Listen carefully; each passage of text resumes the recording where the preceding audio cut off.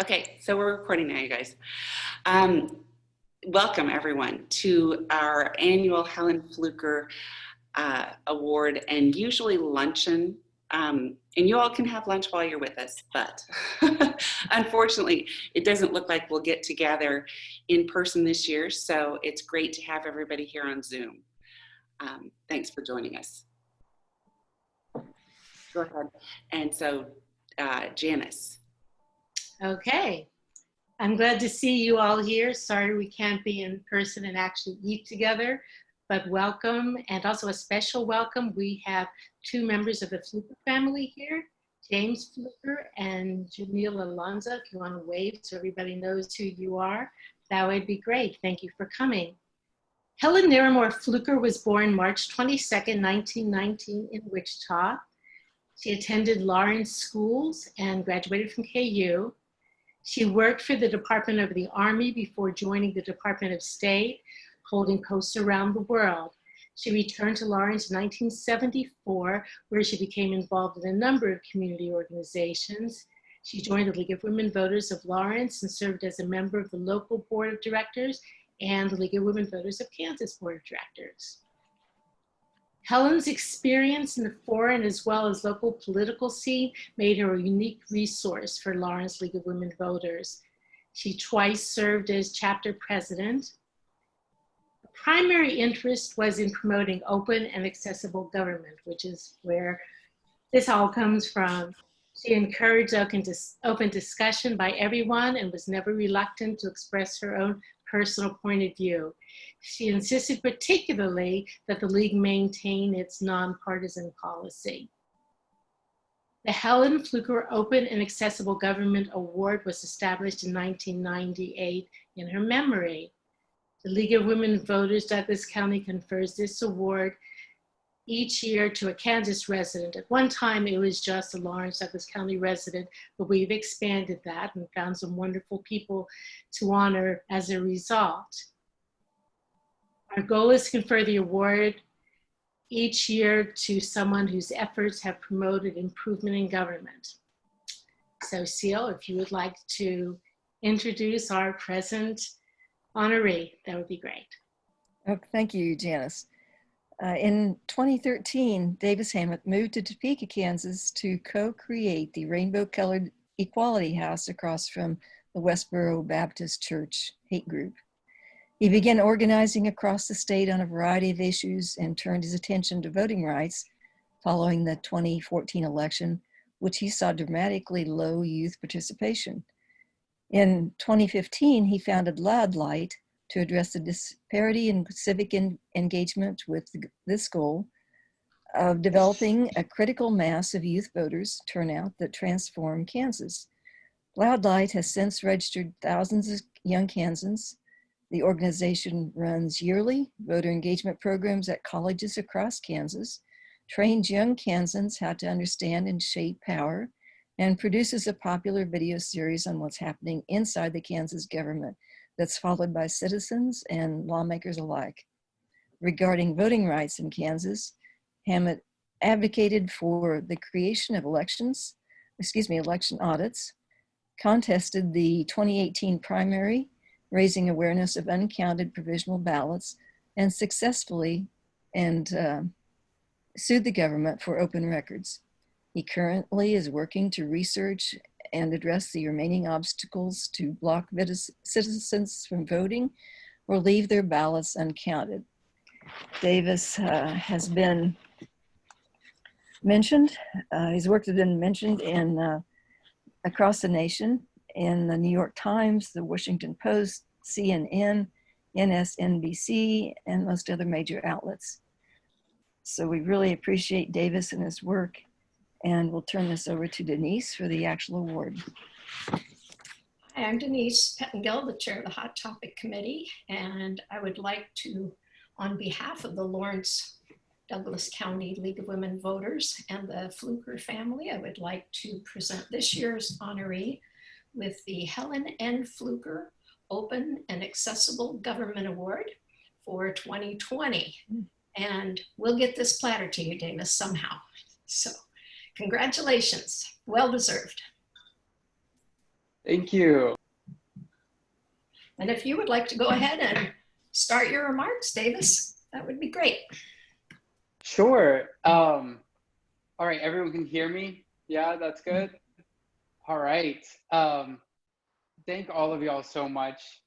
First off, I always feel like I'm standing on the shoulders of giants in Kansas. I moved here in 2013, and there's been so much remarkable work here for, over a century. But that's especially true when it comes to the League of Women Voters and all of the voting rights and citizen engagement work that the organization has done in the various county chapters. So this means a lot to me for so many reasons. I know whenever I was debating creating Loud Light, I had actually gone and talked to, at that time, the co-presidents of the League of Women Voters to essentially ask permission, right? Because I just have so much respect for the League, and I wanted to make sure that we were working together side by side. And they granted me permission to do it. So I guess that's how I ended up here. So kind of as was mentioned, in 2013, January of 2013, I moved to Kansas, kind of serendipitously. That was also when Chris Kobach's SAFE Act, the documentary proof of citizenship, so like the birth certificate requirement, was going into effect that month. So there's kind of some magical timing there. And I started working on a variety of issues. I was an activist, mainly working on human rights. And the first thing I noticed was just the huge disconnect between the government and the people here, and really the politics and the people of Kansas. Because everyone I was talking to, even if I was just, at the gas station talking to the clerk, no one agreed with what was happening. And so I was like, how is this possible? How does everyone disagree with what's happening in the government? I mean, everyone across the political spectrum, but it keeps on going this way. And that's kind of led me on this long journey. One of the first things that I did was start going to protest at the State House. And I realized how many barriers there really were to even protesting at the State House, which many of those barriers have now been struck down in courts. And I guess a great example of this would actually be in 2017, where it was December of 2017, and we found out that they were going to try to instate a $500 fee to protest at the State House. I don't know if anyone remembers that, but funny enough, I had applied for a protest permit, and I was the first person they called to ask for $500. And I was like, what? And we helped, really blow that up and let people understand why that would be such a problem. I mean, the idea that your free speech isn't free, right? That it would cost $500 to exercise free speech was absurd. And we helped, build outrage about that. And ultimately, then the Brownback administration reversed course. And actually now through the ACLU's lawsuit, which I was a witness in, where I talked about the last 7 years of a variety of illegal practices of suppressing free speech at the State House. Now the State House has removed all the fees to protest, and they have made it so you don't have to have a legislative sponsor. And I think those were huge wins, really, for constitutional rights and for the people of Kansas to be able to access their government. I just am trying to think. There's just so many things I can talk to with League members, and so it's always hard because it's kind of like being amongst family, like people who actually care about all these things about government and transparency and rights. But another thing that happened was in 2014, after that election, as was mentioned, I was looking at the election data, and I saw that Kansas had one of the lowest youth turnouts in the nation. And part of that was, the voter suppression, right, which has now been ruled unconstitutional. Part of it was apathy. And I know with so many members of the League, a lot of us were scared to register voters because handling birth certificates is a scary proposition. So we started Loud Light. One of the first things is the first year, really, it was me kind of by myself running around on college campuses, trying to stop people and register them. Since then, it's grown to programs on every major college campus and many community colleges, where we recruit students and train them how to organize their campus, talk to them about why voting matters and how to engage their peers in meaningful but nonpartisan ways about elections and getting involved in shaping your community. That's helped us to register thousands of people. In the State House, along so many times, I've been sitting next to Seal in elections committee for a couple years now, and really right along with the league fighting back. Every year there are bills to try to make it harder to vote, to put up new barriers, and speaking out against those bills and making sure the public knows about those bills and stopping them, but also speaking out for good bills and helping to get them passed. One thing I'm especially proud of is the election audits. Right now, we actually, it took many years. I know some of you were probably involved in that. And it was certainly a learning process for me about how the legislative process really works. I think it took about 4 or 5 years to get an election audit passed. But now every election, right after the election, they do a small recount, hand recount of a portion of the votes to make sure that everything came out accurately. And I think that was a huge win for people being able to trust in election results. We also had in 2018, in that historically close election in the primary, y'all might recall the Republican governor primary, where it was Chris Kobach and Jeff Collier. And in the end, it came down to less than 350 votes. I believe it was the closest statewide election in Kansas history. And I was doing a bunch of research into that because I think many of us thought there was going to be this big legal battle over that. But then Jeff Collier conceded the race, but I had done all this research, so I decided to object myself to the outcome of the election and went before the election board. And while they dismissed my objection to the election, it did help raise awareness. And then that was part of the legislature passing the signature cure bill, which is now in effect for this election, where if you send in a mail ballot, if you forgot to sign it, or if they claim that your signature didn't match, they actually have to try to contact you and give you the opportunity to cure and fix that so your vote is counted. None of us could have imagined that a couple years from then we would be in a pandemic, but it's stuff like that, that background work of constantly fighting to improve democracy, that sometimes something like this happens. And there's people who are constantly sending me articles and they're like, look what's happening in Pennsylvania with mail ballots. And I get to tell them, we don't have to worry about that. We've actually passed laws already to deal with those problems in advance. The same is true on things like how your mail ballot only has to be postmarked on election day, but it can be received until the following Friday. And actually the Secretary of State has the authority to even extend that deadline longer. And the last thing I guess I'll talk about before I would love to open it up to any questions y'all have is the videos that we do at Loud Light, and how that was kind of an accident, where it was the beginning of 2017, the first week of the legislature, and it was a brand new legislature coming in. A third of them were newly elected. This was the kind of the peak of the tax experiment budget crisis, right? Where we were all hearing huge numbers, where they were telling us, there's a $1 billion budget gap. And that sounds bad, but what does that mean? And as the media world has really been hurting, as we've been losing local papers, as we've been losing investigative journalists, there wasn't a lot of material to help people understand what that meant. What were the consequences of that?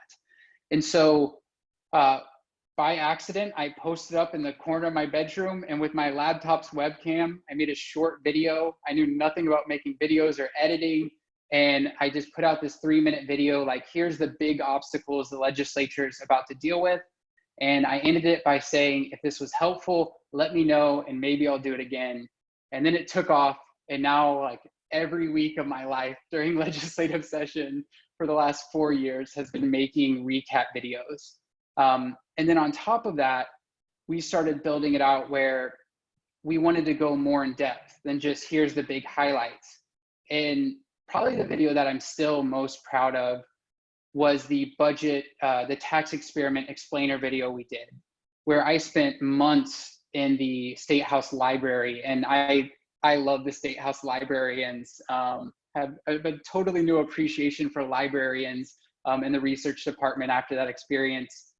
But we put together data that put Kansas finances in a 100-year perspective to show people why what's happening was so uniquely damaging to the state, and it was really self-inflicted. And it was this 9-minute video that was extremely nerdy. It had tons of numbers and moving graphs. And when I went to put it out, after pouring months of work into it, I thought, I wonder if anyone's even gonna watch it. And to my surprise, it just took off, and over 250,000 people watched it. All sorts of national news was calling me to talk about what we had found. And two really important things that happened were a lot of legislators started asking me to come to their office and talk about it. And again, legislators across the political spectrum, because I was also explaining how Kansas had been building up all this debt that no one really talks about. And then also importantly is the public started engaging in this in a deeper level. And that's really what I view as the power of this video and this information and really open and transparent government, is when people have information, accurate information about a policy, about a decision, about their options, they're able to meaningfully engage. And they're able to hold their elected officials accountable in a way that we simply cannot do if we don't have information, if we don't have access to open records. And it gives people that agency that gives you power to actually be a stakeholder in shaping the state, in shaping our communities, in shaping our counties. And so I love doing this work so much across the board from, we just had a successful lawsuit for open records against the Secretary of State over this summer around provisional data, so that, again, if you don't know the problem, you can't fix it. And as we got into actually researching provisional data, we're able to talk about what real solutions are. But whenever people in the government hide records, are intentionally covering up things and being secret, it harms everyone, right? And it harms them, right? So with that, I'll open up to questions, but I just want to say I'm so honored for this award, and I'm so honored also to be able to do this work every day alongside the League of Women Voters of Douglas County and really in all the chapters across the state. So thank you.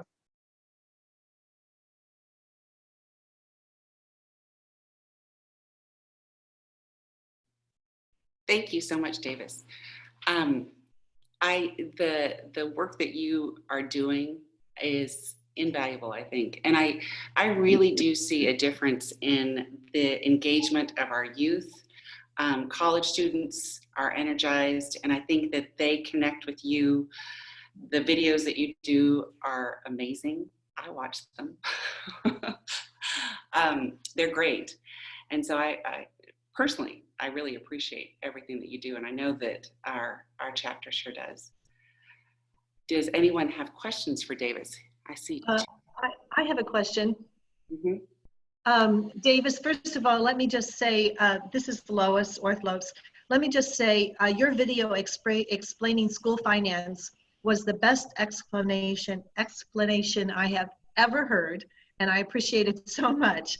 But I do have a question about what you're trying to do, given COVID-19, what kind of efforts you're having to get students registered on college campuses for this next round of elections. Do you have any work going there? Yeah, I mean, I know, like y'all are experiencing, it's been a nightmare on every front, right? Trying to think through this, and we're always back and forth on what we can do. There's a couple different fronts to this. One thing we've been working on for a couple years is getting more universities to be a part of what's called the NSOLV, or it's like National Students Learn Voter Engagement Survey. It's out of Tufts University, and they actually take student enrollment lists, and the university gives it to them, right? Because they're another research institution, it's all private, but they match it against the national voter file. And that allows the universities to actually be able to measure how many students are registered and how many students voted And that data, you know, it takes a year for it to come out, but that's been really helpful because you don't really have a way, you know, you don't have a baseline. Until you measure something, you don't know what you're trying to fix or where you're trying to go. So what we found is once schools get enrolled in that and start getting data, the school administrators start thinking about it completely differently, right? Because there's actually something to be held accountable to. So trying to get schools to start to measure the data and then to step up. Actually, under the Federal Higher Education Act, colleges are supposed to offer students the opportunity to register to vote. There's not really any teeth to enforce that law, so a lot of universities kind of ignore it, or they just will be like, oh, there's a voter registration form at the you know, at the student service desk. And we've worked with some schools to try to get them to do a better job of sending out campus-wide emails to students, of being like, you know, hey, it's National Voter Registration Day, or you only have a week left to register, and links to things like ksvotes.org. I mean, I could talk about that too, right? So ksvotes.org was something that we were a part of and that, you know, Brian McClendon really helped make happen, the guy who made Google Earth, which is a digital federal form. So just on your smartphone, you can get registered really quick. I know many people in the league are familiar with that. But getting universities to also to push out that, right? And now we're encouraging universities to push out information about how students can vote by mail. So that's one thing. The other thing is we are still recruiting students on college campuses to be their campus organizers. And that looks different, right? It's gonna look like getting them to try to talk to professors about, you know, at the beginning of because a lot of stuff is probably gonna be on Zoom. I know that most colleges are coming back in person for now. I think it's very reasonable to assume that that won't last a very long time before many colleges realize that COVID's spreading too quickly and they need to go home. So we're kind of trying to get students to be digital organizers, right? So going into things like Blackboard is the online space that a lot of these have, and getting students to talk to their peers on that. And then also on social media, right? Just getting more people to have that kind of cultural impact. When more people talk about voting, more people vote. It's really as simple as that, right? So kind of on both fronts, it is a little hard. I mean, the issue is that democracy is social, and so nothing will ever replace that, you know, one-on-one, being able to meet someone in the street or outside of a concert or, you know, outside their classroom and talk to them. But we're doing the best we can to kind of emulate that with the digital, in the digital spaces we have. Could you talk a little bit more about the result of this provisional data lawsuit? Yeah. Again, like this started in 2018, the really close Republican primary. And one of the reasons they denied my objection is they said, you can't prove that the outcome would be changed. And I said, I can't prove it because y'all are illegally not giving me the data that would prove it. And so the first course was actually in 2019, and the ACLU of Kansas represented me. Zal and Lauren and their legal departments have been amazing through the 2 lawsuits we've done. And the first one was actually against Johnson County. We sued Johnson County for access to the data. And this was actually getting access to list of provisional voters. So actually knowing who voted provisionally, why they had to vote provisionally, and if their vote was ultimately counted or not. And all these are important pieces of information because, again, if you don't know where the problem is, you can't fix it. And so we sued Johnson County. We got the data. Last summer, I started trying to get the data from everywhere, but then I decided I was going to try to just get it from the Secretary of State instead of bothering 105 county clerks. And the Secretary of State for really over almost a year, just essentially kind of let me on. They were denying it for a variety of reasons that we knew were wrong, and we were explaining to them why they were wrong. And then it got to a point where we were just so close to this election that it was, you know, either we just get dragged along, you know, and given excuses, or we have to sue. And so we sued them and actually won in Shawnee County Court. So that's what kind of governs the state government. You know, that's how you sue the state government, as it starts out in Shawnee County where Topeka is. And we won that lawsuit. So we've been getting the data for this year, some of it for the primary kind of incrementally, but we were able to get a first wave of data between the election and the canvass, which is a week or two after the election. And we were able to call people and help them cure issues, because while now they have to call for signature issues, they still don't have to call for photo ID issues. So, you know, maybe you went there and you realized you didn't have your driver's license. And so we've been able to actually call those people and remind them, like, hey, did you know you have 3 days to turn in a copy of a photo ID? Do you have a photo ID? Do you know how to get that in? Here's your options. As a kind of side note, so that was like the legal basis of it, right? And that's actually, I think, a good thing. Again, this is standard in most states, trying to cure ballots. In many states, the Secretary of State takes it upon themselves to try to facilitate this and make sure every vote counts. Along this process, though, I did find, you know, Johnson County has historically been the last decade, like one of the worst counties for elections. I mean, it has just had disaster after disaster. Connie Schmidt came in, who had retired. She came out of retirement to help facilitate this election. And when I got the data from them in that interim, I was so confused. I had to call her because she was curing everything. And I talked to her, and she was calling people and getting them to fix photo IDs. And she was actually, she didn't understand why I was so shocked. And she was like, we used to always do this. And what I've realized is it really is something that it's only over the last decade that Kansas elections really got pretty nasty. There used to be really good norms about, like, you know, from the government officials of fighting to make every vote count. That kind of went away. So again, I think it's a positive thing that whenever people know they're looking at it, right? I know other clerks who are probably only helping people cure ballots because they know we can get the data now, right? And they know that they're going to have people calling them upset if they don't help them get them fixed. So yeah. So we had a couple of questions on chat, Davis. One is, are you working on same-day voter registration? Okay, so yes is the general thing. That's taken a couple turns. The 3-week voter registration deadline is the biggest obstacle, I would argue, to democracy in Kansas today. The issue is that, I mean, it disproportionately impacts young people and people who just moved to the state.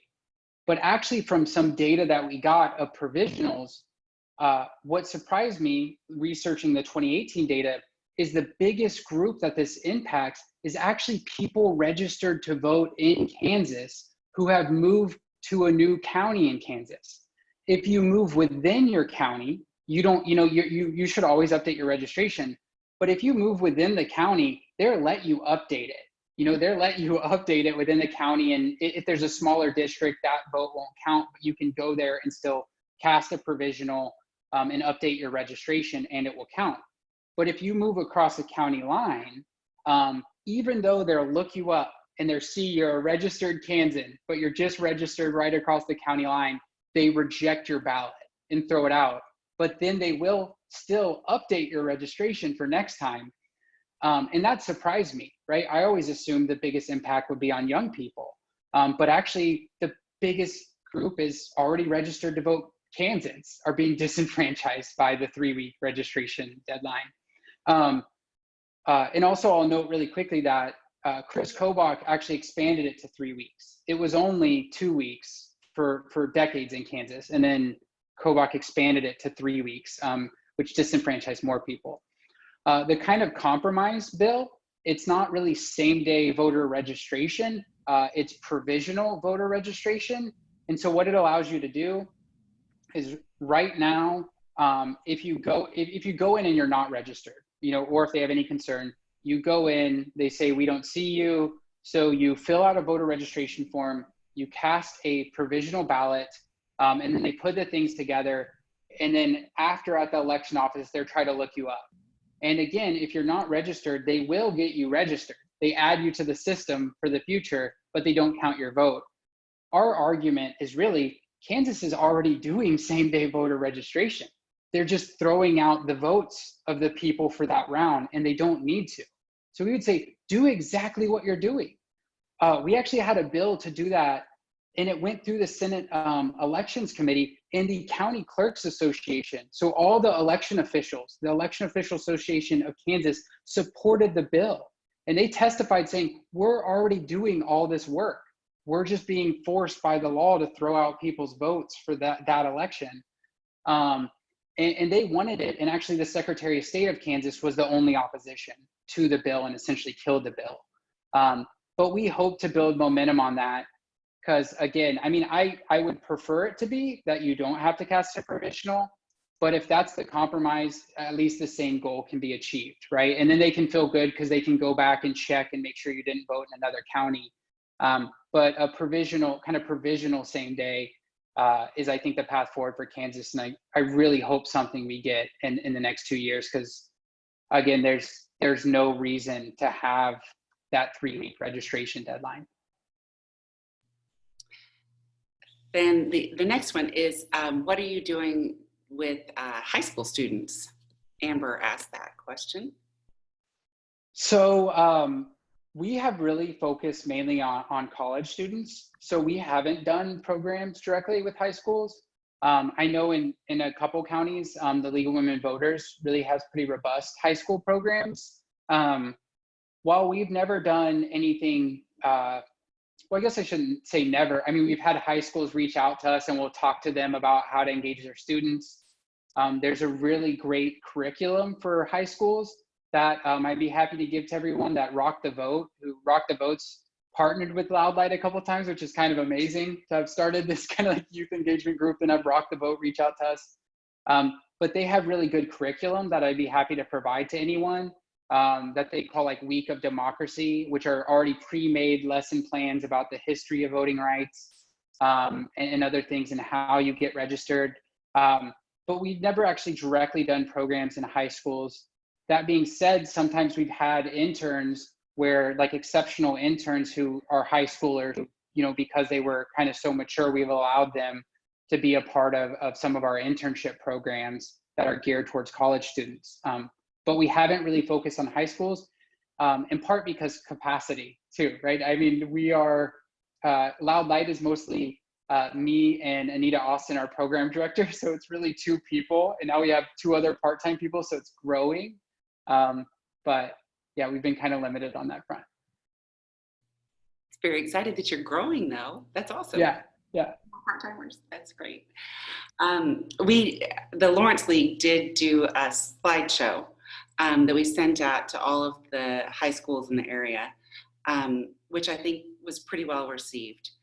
And from what I understand from Jamie Hsu, the voter registrations for high school students were fairly steady.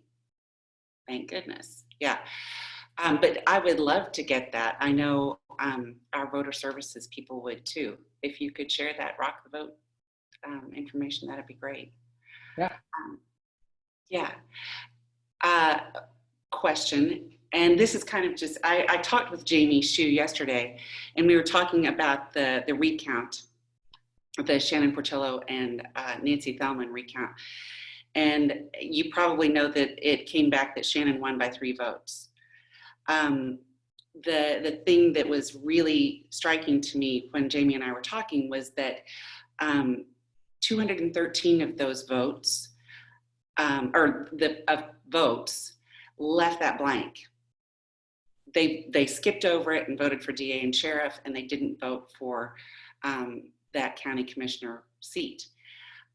So, and I think it goes back to voter education, probably. So what are your thoughts on that, and how do we get that covered? Yeah, so the undervote, right, where people maybe, and this is especially true in presidential elections, right? So people might vote for president, but then they leave the rest of the ballot blank. I think a lot of this is, voting's hard and it's intimidating, right? And it can be really hard to get information now. I know so many local papers don't really do voter guides anymore. And so information can be so inaccessible. you know, this is my whole life. And I even remember I was in 2019, I was in the voting booth and I didn't realize that I got to vote for a certain district school board. And so I was in the voting booth like, oh no, what do I do? Like, I don't want to make the mistake. And so, I mean, I went through, you know, and like, luckily I had my phone, I kind of went through and I was able to sit there a little longer in the booth than I probably should have and like text some people and figure it out. But voting in those down ballot races can be really intimidating.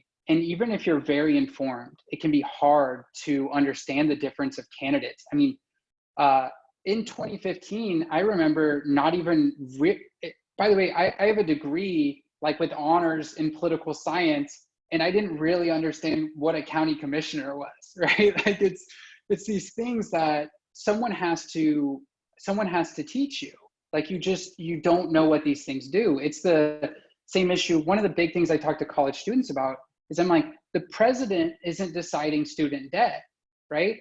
The state legislature is in a lot of ways, right? Like it's state funding of higher education that has been defunded, and it's why students are going into debt. I mean, obviously there's a lot of complicated factors, but the state legislature sets tuition, or like approves tuition rates. And the thing is, most college students don't even understand what the state legislature is. I'm sure y'all have had the experience of asking someone, who's your state representative? And they tell you their US representative, right? If they know that, right? Most people don't know that even, you know, their state senator or state representative. And I know we have one of each on the call right now. So it's, I don't really like blame them, right? And I think that that's on everyone, right? I think that's a failure of our education system, even though, you know, I think it's great and we put so many burdens on our education system. But American, like things like American government isn't civics, right? Like there's these other things that we've kind of lost, which is about making people invested in being a meaningful member of their community, right? And getting engaged. But I think even as the league, right, this can be a hard thing for me, because if you are a nonprofit, how do you make voter guides that are carefully nonpartisan, right? That can be a very difficult thing, because you want to be able to tell someone this person supports this person opposes this, but you really can't do that super clearly if you're a nonprofit, you know? So, so I think it's just an information gap that's really on all of us, right? It's on the education system, it's on reforming state laws, it's on us as civic organizations to try to step up and inform people of that. And it's on candidates, right? It's on candidates to reach out to these people and make their case of why they should vote, you know, the whole ballot and vote down. I've had some different folks I know running for those kind of down ballot races. And that's one of the things I encourage them to do. I'm like, if you want to win people's votes, you should look at districts where people just aren't finishing their ballots. And that's where you should do work, is like try to earn the votes of people who don't even vote in those races because they don't feel like it matters to them.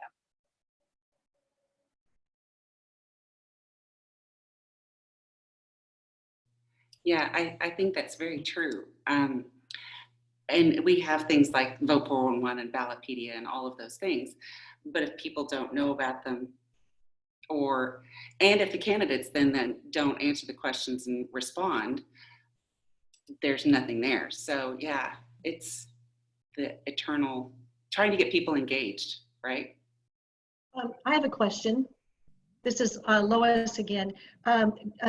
Davis, I'm wondering if you have any information about the number of people who might not have ever received their mail-in ballot, because I personally know that my nephew never received his, and he would have been voting in that county commission race that was won by 3 votes, which makes it even more amazing.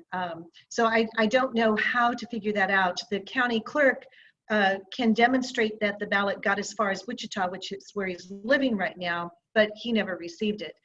Is there any way to know how many people did not actually receive the ballots? I know we can figure out how many people sent them back, but they were received too late to count. Is there a way to know who never received it in the first place? Gosh, I mean, I think that I'm not sure, because it would depend on kind of what the mail tracking system is that they have set up, right? Because I mean, as you'll know, you can have some mail that, you know, is well documented, right? Where like they scan it and you can see that it arrived at people's doorstep or not. Some mail doesn't have that level of tracking. So I would guess it would kind of depend on that. It's something that would also depend on the county. I mean, the other thing is it would depend on what kind of postage is the county paying for. As a kind of quick side note, you know, we've been doing research into some stuff, and we found, I think there's about there's 105 counties in Kansas. I think about 30 counties prepaid the postage, right? Which is great, where it's like, you know, you get it and you can send it back, which I know Jamie Shu here in Douglas County is, you know, is an amazing county clerk. And he really kind of, I think, brought that to the forefront for a lot of counties and advocated for that. But in some counties, it costs as much as 3 stamps to mail your ballot back, right? In a handful of counties, which is, I mean, again, I think it's kind of absurd that really depending on what county you're in depends on how hard it will be for you to vote, how accessible voting will be, and the likelihood of you voting, right? Because of the standards they use for provisional ballots. So I don't know, I can look into that. And it's a really interesting question. But that's also something where I think it's good that it is, if they didn't receive that ballot, they could still go vote in person on election day, right? Like you can go and you vote a provisional ballot, and if they see it wasn't, you know, that you didn't return your mail ballot, they count your provisional ballot. So there is a backup, although I know it's not ideal. The other thing is you can actually request an additional mail ballot. You can call the election office and say, I didn't receive my mail ballot, and they will send you a new mail ballot. It will be provisional, but if it's only one you get, they will count it. So one of the things I've told people is that just what you said, if they haven't received their ballot and it should have been there by then, to go ahead and vote provisionally. The problem is with this one was the timing. It was not possible for him to get back and vote once we realized he wasn't going to get it. But thank you. So we have another question via chat. Jane Ember says, as Douglas County grows, I'm concerned about the county election head being appointed rather than elected. Is there anything you're doing to address the appointment versus selection of county clerks around the state? Oh, and Boog did reply to this too. I think members of the local delegation are keeping an eye on this and will be ready with an amendment before we hit the threshold. Yeah, and I think that's right. There's it's very interesting, right? The idea that you have 2 tiers, that you just hit this made up number and then all of a sudden you don't get to select your person to run your election office. For those who don't know, I think it's 100. Once you have 135,000 population, then the Secretary of State appoints an election commissioner for your district. That's a little bit two-sided too, though, because then you get an election office, right? And a lot of people forget that, you know, for Jamie Shu, for example, there's all these other responsibilities that a county clerk has besides running an election, right? An election is just one of their many responsibilities. But it's something we've looked at. I don't know if there's a perfect solution, right? There's different opinions on how you find the right balance. One issue, again, is depending on the county, even if you have an election office or if it's your county clerk, it's actually your county commission that decides how much money goes into elections. And we have issues where, you know, an election official, a county clerk, will want to do prepaid return mail ballots or something, and the county commission will refuse to fund it. So that's a whole other, again, there's just so many layers to this that it's not as easy as pointing a finger at one person. One note I will add that I do have a pretty big concern about, we were able to abolish last year the youth census adjustment, which is a big deal. It's a big deal for Douglas County, because in Lawrence, it means that KU students, instead of being counted, you know, instead of being removed from Douglas County and moved to other places, they would be counted in Douglas County, which means that you would, between that and Douglas County population growth, by my estimates, y'all would still not have an election commissioner for at least this decade, but that y'all would actually gain a state representative, right? That probably right over KU, you would gain an entire another state representative. The concern is that how kind of terrible the census has been going. College students weren't on college campuses at a huge part of when they were starting to try to count college students. So there is what I will imagine will probably become a legal battle, because Lawrence probably has, that in any given year, y'all usually have whatever it is, 20,000 people, using your streets, using your infrastructure that should be counted here, that because of COVID for that one period might not be counted here. So that's just something I mentioned to look out for, that we could really see a big legal battle over how that's all counted, because college students weren't at college when they were counting the census.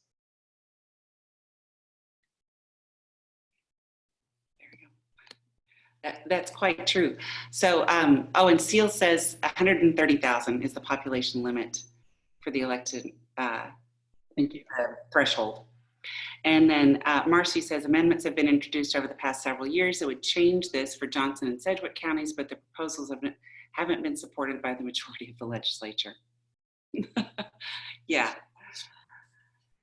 But hopefully we can do something, because yeah, it would be really nice to keep that election.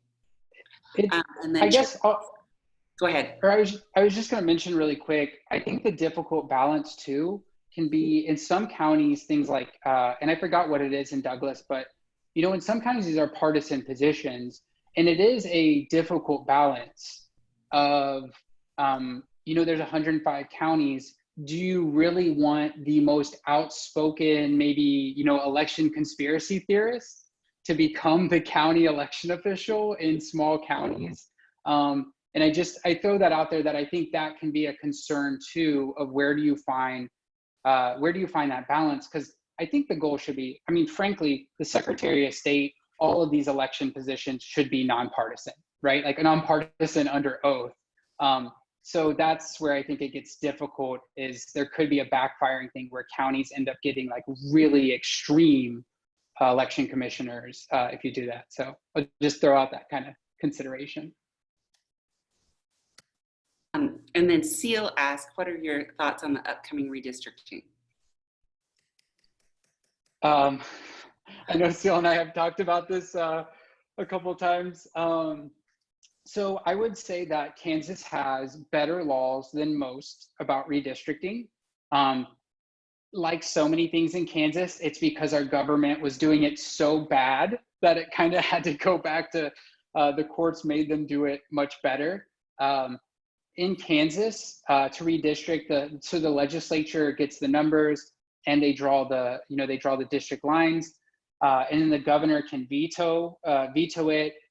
But before it can be finally approved, the Kansas Supreme Court has to review it.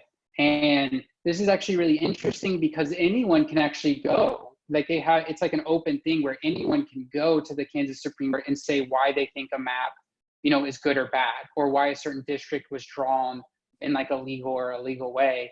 So I think that's good, right? That we have a couple layers of like checks and balances to make sure that maps are well drawn.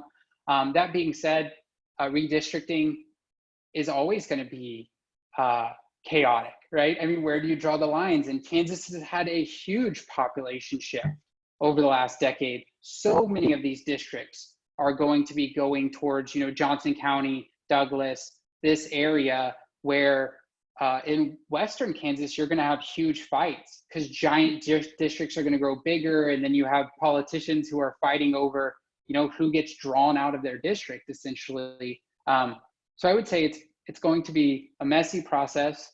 I think one of the best ways to make it, less messy and facilitate it is having the legislature or the committee set really clear guiding principles, which they have tried to do in past years, to kind of facilitate it and get as much as possible, frankly, get politicians out of it, right? As much as possible, it should be kind of like nonpartisan and research people just trying to build the most reasonable districts for areas. But yes, that is going to be an interesting year for redistricting.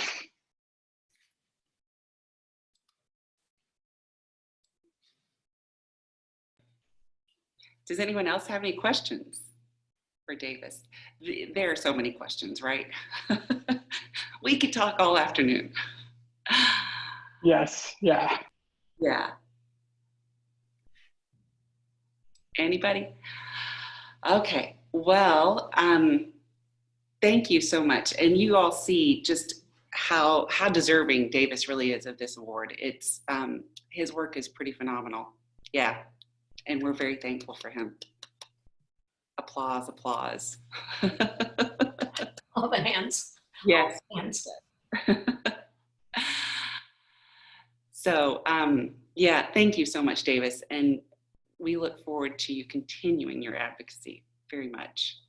And Thank you. hopefully we'd like for you, this was Melissa typed this out as we were meeting, but hopefully we usually do this in March. So your platter will say March on it. But hopefully by next March, we can actually have an in-person luncheon, and we would love for you to join us for the next Helen Fluker Award luncheon, please. Yeah, hey, as long as, who knows what the legislature will look like on any given day, but especially March of next year. But I would love to. Thank you. Quite true. All right. Oh, great. Could I put in a plug for, am I unmuted? Yes, I am. I would like to put in a plug for everyone to join us for our next event, which is the series that we're co-sponsoring with the fabulous Kate Gramlich with the Lawrence Public Library, which is Civic Engagement 101. And on Monday, August 31st at 7 p.m., we'll have Maria Boyd, MS, who is the Tribal Partnership Specialist with the 2020 census. So she'll have some great information, given especially that we've got the census cut a month short. I'm hoping she will have some great tips on what we might be able to do to help that come along. The link is on our social media page and on the library social media page. So thank you all so much for joining us today, and thank you so much, Davis. Thank you so much, Davis. Thanks for being here. And thanks everybody for joining us. If we're putting in plugs, could I put in a plug for 6 p.m. this evening, Yes. where Teresa Briggs and I will be joining Kansas Appleseed and talking about early voting. It will be on Facebook, but it's the link is on both the Lawrence League website and I think the Kansas League website and the Kansas Appleseed website for 6 p.m. this evening. And we have a great slideshow. It gives all sorts of information on voting and early voting. Great. Great. Thanks so much. Anybody else? All right. Everybody have a great afternoon. Thanks again, Davis, and congratulations. Bye-bye. Thank you, everyone. Bye. Bye.